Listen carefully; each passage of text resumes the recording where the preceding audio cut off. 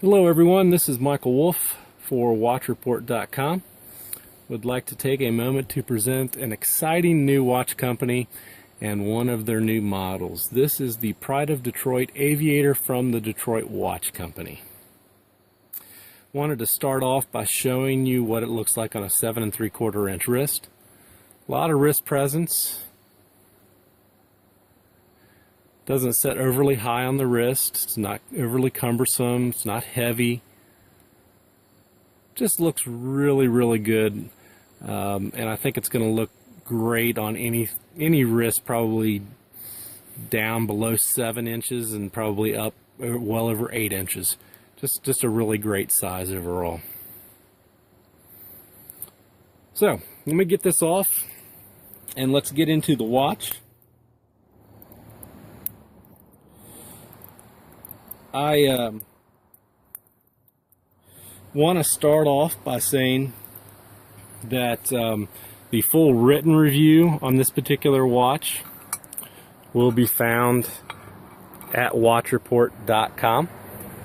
There will be a link at the bottom of this video presentation that'll take you over to the review. So definitely after viewing the video, go on over and check that out for additional thoughts, comments, photos, etc. I want to start off by mentioning that the Detroit Watch Company sells this particular model for $795 USD. And there's a reason for that price point, because a lot of people will probably question the price point, but I will tell you right off the bat, this watch is assembled in the United States. It is assembled in Detroit, Michigan.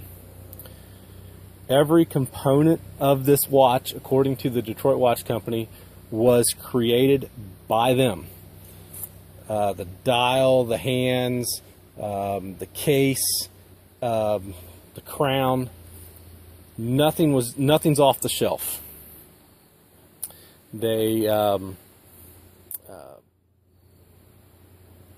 used a source in Hong Kong that apparently, according to Detroit Watch Company, has supplied a couple of well-known Swiss and German-made labels. And so if those companies are using this factory, you can be assured that the quality is top-notch. I wasn't able to obtain the names of those companies, which I can understand, but just wanted to let everyone know that it's the same type of sourcing.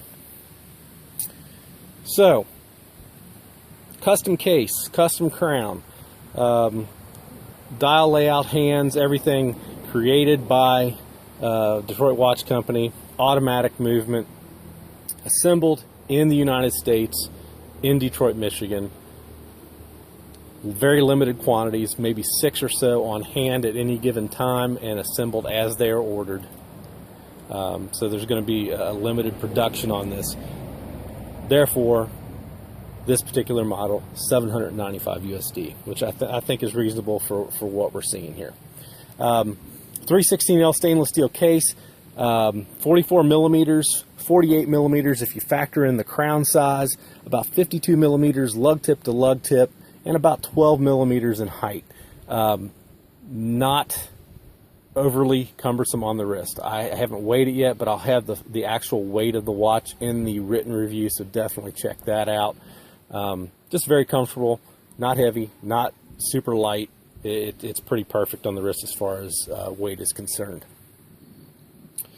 The crown, the diamond crown. One of the things that the Detroit Watch Company wanted to do is they wanted to, the owners have been in the industry, either in the design industry or the watch industry, for 25 or 30 years, and the Detroit Watch Company was their vision, and this is one of the first models. Besides creating a timepiece, they wanted to pay tribute to the city of Detroit, which was founded by the French once upon a time. Thus, just to pay that tribute, we've got the fleur de lis logo on the crown, as you can see, which is a prominent French logo. I think it's still used on their postage stamps. So very nice celebration of the founding of how the city of Detroit came into existence. Diamond style crown, as I mentioned. It is a push-pull crown. There's no play or wiggle in the crown. Very smooth operation. Very clean dial layout. There's the font, the logoing. It doesn't clutter up the dial whatsoever. Very appropriate. All of the logoing, the Arabic numerals are painted on the dial. None of the markers or the numerals on the dial are loomed. The only loom on this particular watch is contained within the handset, and I believe it is C1 Superluminova due to the white color. There's no real green hue or tint to it. Very unique handset. It's not something that you see every day, if at all. The second hand does have a really nice detail to it.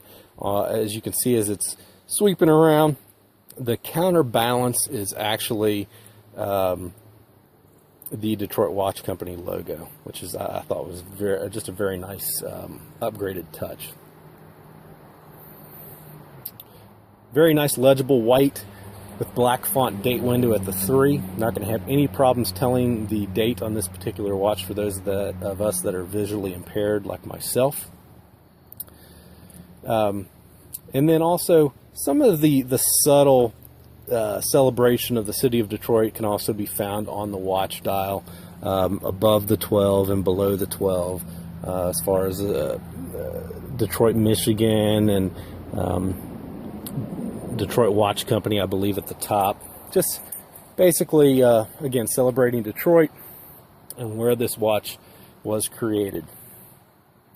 All of that is below a sapphire crystal with anti-reflective coating, a large dial opening right around 37 millimeters, maybe just slightly under. It's going to, at that size, provide a little bit of an illusion that the watch is bigger than 44 millimeters, which I know a lot of us like. Now, the Caseback. Really sharp Caseback. Let's put it in a good spot there. Pride of Detroit pays homage to, you can read up on their website about the history of aviation as far as it relates to the city of Detroit. So they paid further homage to aviation in the city of Detroit with the plane etched into the center of the Caseback. Various specification information is engraved into the perimeter of the Caseback as well. And the Caseback is held in place to the case utilizing, I believe, 5 flathead screws.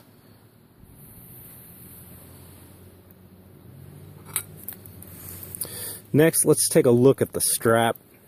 I'm going to turn it around this way because I want to start with the buckle. Real nice dual deployment buckle. Detroit Watch Company logo etched into the clasp.